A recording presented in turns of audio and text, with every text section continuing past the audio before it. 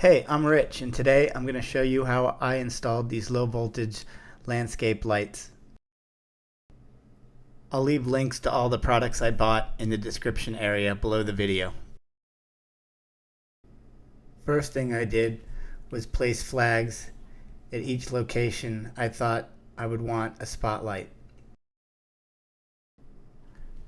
I also wanted one light attached to the house to shine on the numbers for the address. I took some paint and marked the ground where my sprinkler pipes were so I wouldn't dig into them later on when I have to run the wires. I made a map of the front of my yard and located all the places for the spotlights and house light. The transformer I'm going to use has two lines out, one for short runs and one for long runs. So I indicated in red the shorter run and blue for the longer run. And there will be hubs located in both zones to distribute the wires. I'll show you how those work in a few minutes. I decided to locate the transformer inside the garage since it looked like an ideal place in between both areas of lights. The transformer I bought can be mounted indoors or outdoors.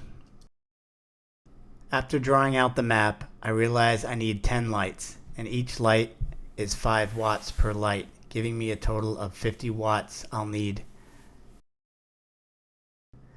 The company offered a 150 watt or a 300 watt transformer. To find out which one I needed, I multiplied 80% by a 150 watt transformer, giving me 120 watts. The company recommends you leave a 20% buffer on any transformer. The transformer I purchased was capable of 120 watts and I only needed 50 watts, so this one will do fine. Once all the products arrived, I assembled all the light bulbs in their fixtures. I made sure to use gloves because if you touch them with your oils on your finger, the bulbs won't last as long. This is a fixture that will light up the numbers on the side of the house.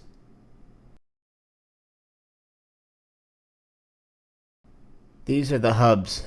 The wires will go through the bottom and connect inside.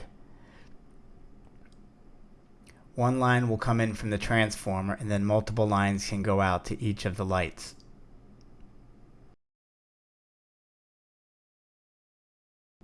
This is the other type of wire connector I'll be using. It's a wire nut with grease inside to keep the water out. This is the 14-2 direct burial wire I will be using. This is a transformer, and you have a choice of what kind of timer you want to buy. I just got the standard conventional timer, but if you want an electronic one, you had that option. I found a great place to mount the transformer right next to an outlet I already had in the garage. Using a hammer drill and a special concrete masonry bit, I drilled a hole through the wall underneath the transformer so I could get the wires out to the rest of the yard. I mounted a box on the other side of the wall to give it a clean look.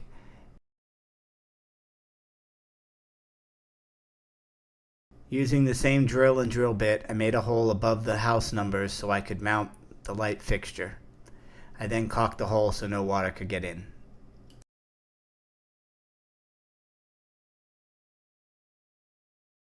Now it's time to dig a trench from our box, leaving the house, to both zones of lights. I ran most of the wire along the fence, house, and the plastic border. I placed the light fixture next to each flag and started running wires. Some locations required the wire nuts, while others needed a hub. The connections are easier to make and seem stronger, and are easier to use when you have multiple lights in a single area. Now that all the wires are connected outside, We just need to connect the two zones to the 12 volt and the 15 volt. Here's how it came out after I cleaned up all the wires and tie wrapped everything. Now that everything is hooked up and the lights are running, I spent the next couple nights just moving the lights around here and there until I got them exactly where I wanted them to be, and pushed them in the ground in their final location. I loosened the screw and adjusted the glare guard accordingly. Before I backfilled the holes, I left a couple of feet extra by each light in case I want to move them in the future. Here's how it turned out after I backfilled all the holes and buried the wire. Last thing to do is just set the timer. Push down the little tabs for the times that you want the lights to be on, and the raised tabs are the times that the timer will not be running the lights. Then turn the knob to the time that it is currently, and you're done. I left the link in the description box for all the items I purchased if you're interested. I hope you enjoyed this video and it helped you do your own project. If you liked the video, click the like button and subscribe. Thanks, and see you next time.